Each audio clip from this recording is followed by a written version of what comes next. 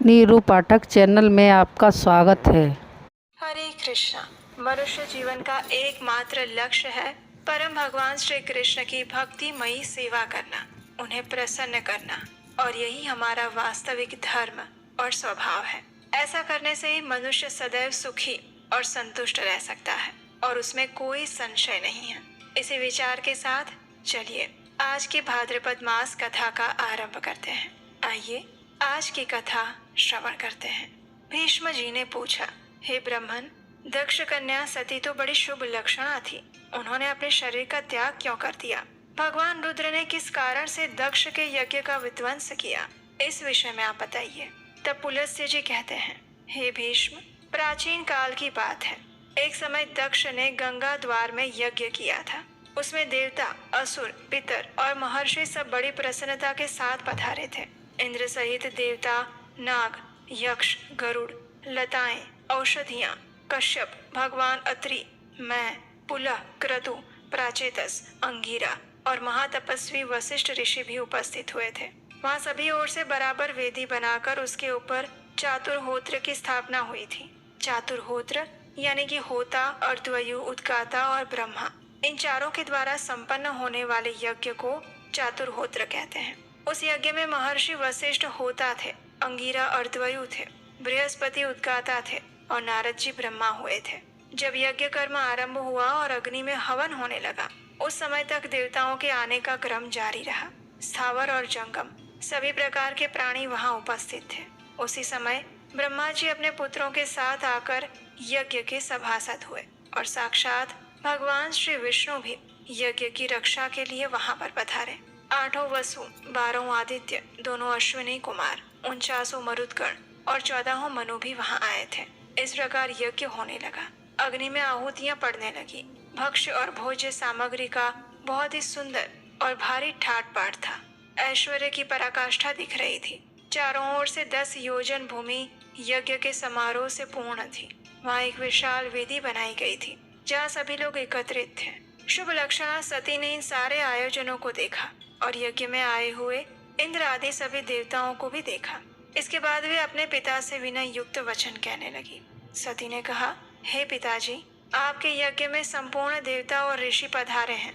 देवराज इंद्र अपनी धर्म पत्नी शची के साथ ऐरावत पर चढ़कर आए हैं। पापियों का दमन करने वाले, धर्मात्माओं के रक्षक, परम धर्मनिष्ठ यमराज भी धूमोर्णा के साथ दृष्टिगोचर हो रहे हैं।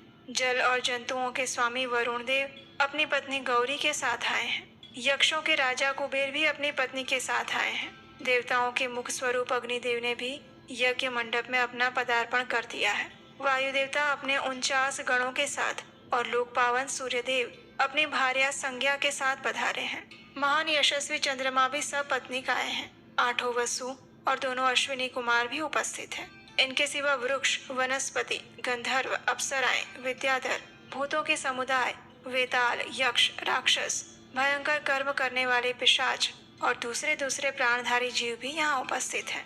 भगवान कश्यप शिष्यों सहित वशिष्ठ जी, पुलस्त्य, पुलह, सनक आदि महर्षि, भूमंडल के समस्त पुण्यात्मा राजा यहाँ पधारे हैं। हे पिताश्री, ब्रह्मा जी की बनाई हुई सारी सृष्टि यहाँ पर आ पहुंची है। ये हमारी बहनें हैं, ये भांजे हैं, सबके सब अपनी स्त्री, पुत्र और बांधवों के साथ उपस्थित दिखाई दे रहे हैं। आपने दान, मान आदि द्वारा इन सबका यथावत सत्कार किया है। सिर्फ मेरे पतिदेव भगवान शंकर ही इस यज्ञ मंडप में नहीं पधारे। उनके बिना ये सारा आयोजन मुझे सुना सुना लग रहा है। मैं समझती हूँ आपने मेरे पति को निमंत्रित नहीं किया। निश्चय ही आप उन्हें भूल गए होंगे। इसका क्या कारण है पिताश्री, मुझे बताइए। इस कथा को आगे बढ़ाते हुए पुलस्त्य ऋषि कहते हैं, प्रजापति दक्ष ने अपनी पुत्री सती के ये वचन सुने। सती उन्हें प्राणों से भी बढ़कर प्रिय थी। उन्होंने अपने पति के स्नेह में डूबी हुई परम सौभाग्यवती पतिव्रता सती को अपनी गोद में बिठाया और गंभीर वाणी में उससे कहने लगे, हे पुत्री, सुनो, जिस कारण से आज मैंने तुम्हारे पति को निमंत्रित नहीं किया उसे मैं बताता हूँ। वे अपने शरीर में राख लपेटे रहते हैं, त्रिशूल और दंड लिए निर्वस्त्र सदा स्मशान भूमि में विचरण करते हैं। व्याघ्र चर्म पहनते हैं और हाथी का चमड़ा ओढ़ते हैं। कंधे पर नरमुंडों की माला और हाथ में खटवांग लेते हैं। वे नागराज वासुकी को यज्ञोपवीत के रूप में धारण किए रहते हैं। और इसी रूप में वे सदा इस पृथ्वी पर भ्रमण करते हैं। इसके सिवा और भी बहुत से घृणित कर्म हैं जो तुम्हारे पतिदेव करते हैं, और वो सब मेरे लिए बड़ी लज्जा की बात है। भला इन देवताओं के साथ उस अभद्र वेश में कैसे बैठ सकते हैं? जैसा उनका वस्त्र है उसे पहनकर वे इस यज्ञ मंडप में आने योग्य नहीं हैं। इन्हीं दोषों के कारण और लोक लज्जा के भय से मैंने उन्हें नहीं बुलाया। ये यज्ञ समाप्त हो जाएगा तब मैं तुम्हारे पति को लेकर आऊंगा। त्रिलोकी में सबसे बढ़ चढ़कर उनकी पूजा करूंगा, साथ ही तुम्हारा भी यथावत सत्कार करूंगा। इसलिए तुम्हें क्रोध या फिर खेद नहीं करना चाहिए। प्रजापति दक्ष के ऐसा कहने पर सती को बड़ा शोक हुआ। उसकी आंखें क्रोध से लाल हो गई। वो अपने पिता की निंदा करती हुई कहने लगी, हे तात, भगवान शंकर संपूर्ण जगत के स्वामी हैं। वे ही सबसे श्रेष्ठ माने गए हैं। समस्त देवताओं को जो ये उत्तम उत्तम स्थान प्राप्त हुए हैं, वे सब कुछ परम बुद्धिमान महादेव जी द्वारा दिया गया है। भगवान शिव में जितने गुण हैं, उनका पूर्णतया वर्णन करने में तो ब्रह्मा जी की जीवा भी समर्थ नहीं है। वे ही सबके धाता और विधाता हैं। वे दिशाओं के पालक हैं। भगवान रुद्र के प्रसाद से ही इंद्र को स्वर्ग का आधिपत्य मिला है। अगर रुद्र में देवत्व है, अगर वे सर्वत्र व्यापक और कल्याणमय हैं, तो इस सत्य के प्रभाव से शंकर जी आपके यज्ञ का विध्वंस कर डाले। इतना कहकर सती योगस्थ बन गई। उन्होंने ध्यान लगाया और अपने ही शरीर से प्रकट हुई अग्नि के द्वारा अपने आप को जलाकर भस्म कर दिया। उस समय देवता, असुर, नाग, गंधर्व, गुह्यक सब त्राही त्राही पुकारने लगे, लेकिन क्रोध में भरी हुई सती ने गंगा के तट पर अपने देह का त्याग कर दिया। गंगा जी के पश्चिमी तट पर वो स्थान आज भी सौनक तीर्थ के नाम से प्रसिद्ध है। भगवान रुद्र ने जब ये समाचार सुना तो उन्होंने अपनी पत्नी की मृत्यु से बड़ा दुख हुआ और उनके मन में सभी देवताओं को देखते देखते उस यज्ञ को नष्ट करने की इच्छा उत्पन्न हुई। और फिर उन्होंने दक्ष यज्ञ का विध्वंस करने के लिए करोड़ों गणों को उत्पन्न किया। उनमें विनायक संबंधी ग्रह, भूत, प्रेत और पिशाच भी थे। यज्ञ मंडप में आकर उन्होंने सभी देवताओं को परास्त किया। उन्हें भगाकर उस यज्ञ को तहस नहस कर दिया। यज्ञ नष्ट हो जाने से दक्ष का उत्साह जाता रहा। वे उद्योग शून्य होकर देवादिदेव पिनाकधारी भगवान शिव के पास भयभीत होकर गए और इस प्रकार बोले, हे देव, मैं आपके प्रभाव को नहीं जानता था। आप देवताओं के प्रभु और ईश्वर हैं, इस जगत के अधीश्वर हैं। आपने संपूर्ण देवताओं को जीत लिया। अब आप मुझ पर कृपा कीजिए और अपने गणों को लौटाइए। दक्ष प्रजापति ने भगवान शंकर की शरण में जाकर जब इस प्रकार स्तुति और आराधना की, तब भगवान शिव ने कहा, हे प्रजापति, मैंने तुम्हें यज्ञ का पूरा फल दे दिया है। जाओ, तुम अपनी संपूर्ण कामनाओं की सिद्धि के लिए यज्ञ का उत्तम फल प्राप्त करोगे। भगवान का ऐसा कहने पर दक्ष ने उन्हें प्रणाम किया और सभी गणों को देखते देखते वे अपने निवास स्थान में चले गए। उस समय भगवान शिव अपनी पत्नी के वियोग से गंगा द्वार में ही रहने लगे। हाय मेरी प्रिया कहाँ चली गई? इस प्रकार कहते हुए वे सदैव सती के चिंतन में शोकमग्न रहने लगे। उसके बाद एक दिन देवर्षि नारद महादेव जी के पास आए और इस प्रकार कहने लगे, हे देवेश्वर, आपकी पत्नी सती देवी जो आपको प्राणों के समान प्रिय थी, वो देह त्याग के बाद इस समय हिमवान की कन्या होकर प्रकट हुई है।